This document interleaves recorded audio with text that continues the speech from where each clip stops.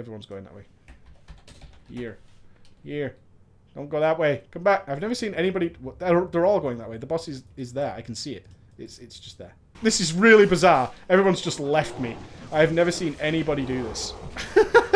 They're just like, fuck it. We're going to go... Are they going to run all the way around? They did do. They ran all the way around. The boss is like right there. Hopefully by the time I solo this mob down... People, come back! Come back! Please?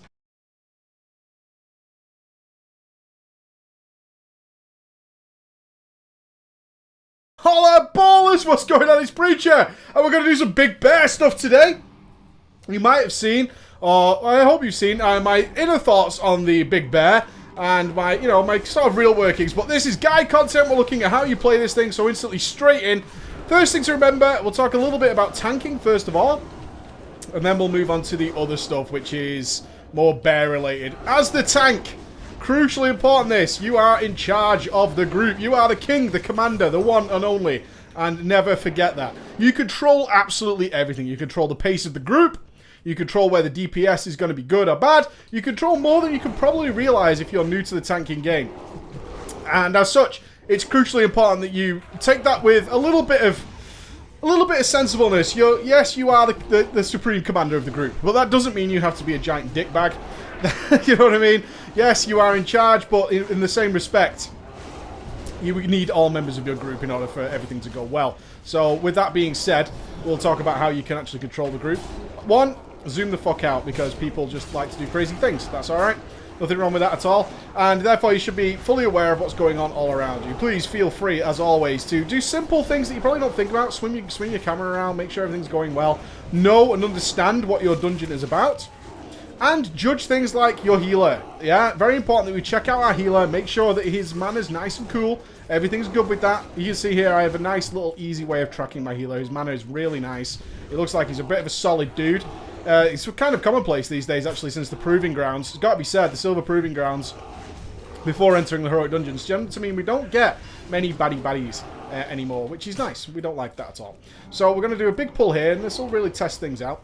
As the tank, it's like I say, it's most important that you actually understand the trash. Yeah, a lot of people don't give two shits about trash, especially DPSs. They kind of just hope that everything will work out all right. But I know that, like, the overseers in particular, we've got two overseers here. I'm going to be watching them with the keenest of eyes, believe me, and making sure that they're controlled, because they're the ones that can do things like subjugate, which you'll see soon. So Mighty Bash for that guy. This is why I take Mighty Bash when I'm doing this kind of content. And I'm going to be watching the other one now. I can only interrupt so much, but we're going to be watching the other one. Try and make sure we don't get any subjugates off. There's another subjugate. We'll interrupt that. Healers, because there's so many spells going off, particularly in the black, these mines, what tends to happen, so one is ninja pulls, like that, which might have been me, but there you go. I'll live the dream for now. I'm going to pop a shield wall while I pick everything up.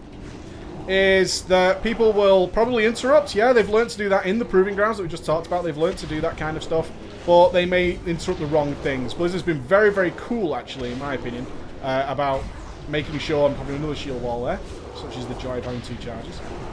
There's a subjugate. Let's interrupt that. I'm actually watching quite heavily. It's been killed. Nice. So I've still got this guy over here. I'm going to try and bring him into the fold.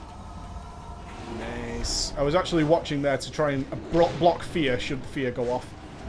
So I want to interrupt this guy, because we're trying to create death balls, and this is a pretty shitty death ball. It's got to be said, especially by my standards.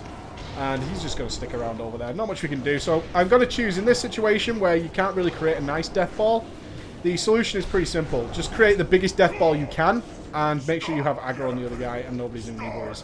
Should be pointed out here, actually, the healer is still fine. So we have a very solid healer in here, which makes my tanking life more interesting, because I can go a little bit faster. DPS is not great. Come here. DPS isn't outstanding by any means. Blocked one fear. We'll take the other on the chin. No need to pop berserk for this fear. It's not going to kill me. It's not going to cause me any serious harm. I've got bark skin before the next one. Remember, certain things you can't dodge while you're feared. Yeah, very important that you understand that, especially as a druid. Dodge is your main ability. You can't do that. I'm going to build up rage here. I'm not bothered about popping a savage defense for this trash, particularly. I'll just do a couple of extra mauls. You're dumping that rage nicely. So, I think that covers most of our tanking stuff. It's just, you're in control, be aware of what your trash does, prioritize your targets, do all that kind of stuff. I always recommend as well, just double check, especially when you're in a pug, just double check that everybody's getting into the rooms. Yeah, because more than likely, if you go too fast, there'll be a member of your group. You gotta remember, everybody here is random. There'll be some member of your group who just isn't up to scratch. So it looks like maybe our Warlock, you know, I'm just basing it off damage here, which isn't the best teller, but I had a little idea that maybe our Warlock might be the guy who just needs a little bit of an extra moment, a little bit of glance at the camera. Nothing more, nothing less. You're not after anything special. Just gonna leap off. I'm gonna get aggro on this one. Charge these. Boom, boom, boom, boom. That's that one. Get this guy. Nice. Savage, nice savage defense. So on to the tanking as a bear druid. What am I actually doing? Well, a combination of things. A combination of things. One, obviously making sure we have aggro on everything. Using Thrash to do that. Now, you'll notice that even though I get a couple of Thrashes off, I'm actually stopping thrashing. Now, this is, again, akin to the video I've just released, which is my more inner thoughts on this. A little interrupt there. And it's based entirely off the idea that we only really have Thrash, but I want to keep up my Pulverize as much as possible. Now, it can be a little bit distracting, there's no doubt about that. As much as we want to maintain 100% uptime on Pulverize, and that would be delicious, it can be left behind. You can see I've done that many other things in the last few seconds that I've actually let Pulverize drop off. Now, that's okay, it happens. I'm going to get Crowman for the guys. I'm not sure if anybody here needs it, but I'm quite happy to tank it for them. It doesn't actually cause us any issues, so even though I have it, I have no issue getting Crowman for everybody else. This is a particularly nasty little area for anybody who's tanked it. They surely know. We're going to be doing a little bit of extra Thrashes here, and this is where the Guardian Druid kind of falls into its horrible pit, where you're making weird decisions. Like, I have full rage pretty much every time I Thrash, but my Savage Defense, you know, I can... Look, my Savage Defense has got like 6 seconds left, and I've got full rage. But I have full health as well, which means, what am I going to do with that rage? And honestly, the answer is not a lot. Not a lot at all. It's one of the drawbacks of the Guardian Druid is that you can be in that situation where you want to dodge all these mobs, so Savage Defense is obviously a bit of a must. But you're on full health as well, and your Savage Defense is on cooldown, so what are you going to do? There's nothing you can do, so I'm going to interrupt this. Savage Defense on. Not too bothered about these little crappy mobs. I'm going to throw out like an initial Thrash, maybe 2, to get aggro on them, and I'm going to go back to Lacerate. So it's a little bit sucky that Lacerate requires this kind of time. It's in principle... Pulverize is very, very easy to maintain, in principle. You have plenty of time to really build it up. But as you can see here, I have a million other things to be doing as a tank, honestly. And as much as that's not great, because you're going to take 15% extra damage, and it's something I should definitely work on, it's just the state of the game right now, is there's always more going on. And you end up in these weird moments like just then, where, again, we have full rage, can't Savage Defense, but I also have full health. Now, some of you might say, well, what's the problem? But you're wasting resources, and you should be making the most of your resources. That's just not how these classes work. It's not how the Guardian works at all. It just doesn't live by that mantra. You can waste resources, sadly, and you're not making a mistake by doing so. I think that's the important message to get out here. It's not a mistake to have full rage if you and not use Frenzied Rejuve, because, frankly, I'd rather use it on something like keeping my Savage Defense up, and that's as simple as that. It is a kind of wasteful spec. There's nothing we can do about that. So I'm going to focus the Warder a little bit here. I'm going to come in here. I'm going to pop a Bark Skin, not a Berserk. And that is purely so I can make sure that we don't get feared. That's always what kills tanks here. If you've ever been in here and you've died, it's more than likely you got the fear. So we can use a little bit of Frenzied Rejuve here. There's no big issue there. I'm going to pop a Shield Wall. Don't want to die. I'm sure. Oh, a Dream of Scenarios proc when I wanted it. Mother of Christ. The odds. The odds. The other Guardians will probably watch it. I say that is a really lucky Dream of Scenarios proc. Yeah. Well, again, it's one of those situations where Pulverize fell off, but Pulverize is more of a single target thing. When you're AoEing, you have to make the choice, guys, okay? Doesn't make you a bad player. It really doesn't. You have to make the choice. Is it going to be Pulverize, or is it going to be trying to make sure everything's got aggro and you're controlling and building your death ball appropriately? I'm going to give this guy 2 seconds, but I always give 2 seconds. Whether or not the Hunter wants to pull anyway, because he's clueless. Just to see if that healer wants to drink or not. I'll give him those 2 seconds to make the decision. He might be expecting me to go straight in, so by adding that delay into there, that's probably nullified that part of it for him. So we've got 2 adds now. I'm going to get my Savage Defenses rolling. Going to move out of that lovely slam on the floor. I love the indicators they give in Warlords of Draenor for things like this. It used to be a bit of a pain in the ass to see all this kind of stuff going on. One swift interrupt on that will bring that into the death ball, which is what we're trying to do. Get a Pulverize going here. Now we've got all 3. Wonderful Savage Defense ticking away there. I don't think I can stun this, so Mighty Bash on that. See, Mighty Bash is so useful in these scenarios. It really is. And keep our Pulverize ticking as we move on to our big boy. Hey, big boy. And you can see, sometimes if I'm full health, I'm making decisions here. It's not that I'm forgetting to Savage Defense. I'm making decisions based on what's needed at the time. You have to play like that as a Guardian Druid. Mainly due to the fact that Frenzied Rejuve, if you're at full health, can actually be a total pain in the ass. Now I'm going to Savage Roar over to this. Why not? It's going to be when I'm going to pop in Berserk. Interrupt this. Move out of this. Back in. Get the lacerates going. I'm still under the effects of Berserk, so I'm going to throw in a few extra Mandals.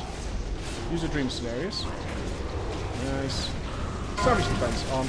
Got a magical debuff, but there's not much you can do about that. Healer's not dispelling, but that's okay. We can live. A little bit more important. I always tend to prioritize Pulverize just that little bit more, guys, if you have a magic debuff, because honestly, you can't dodge a magic debuff once it's on you. It's doing its job. Now, I'm ignoring this one. One, it's a long-ass trek away. Not that it's lazy, but by the time we drag it over there and start doing extra damage to it, this boss is likely to be dead. So that's the decision I'm making. Down we go. Let Crowman do his thing.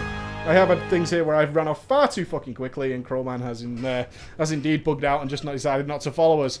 So I think the big tip I can give you when it comes to AoE tanking on a Guardian is it's different than the other classes right now. It is very, very different in that you just have to pick and choose. You have to know the danger you're facing.